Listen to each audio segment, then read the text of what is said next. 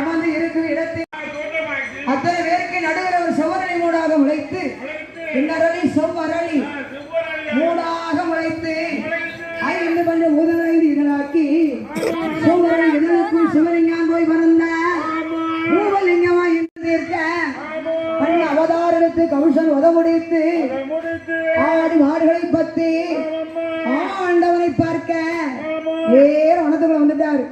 வனத்துல வந்து பார்த்தா வனத்துல ஒரே செவரளி கொப்பா இருக்கு. ஆடு கொப்பை பார்க்கிறா சிவபெருமான்.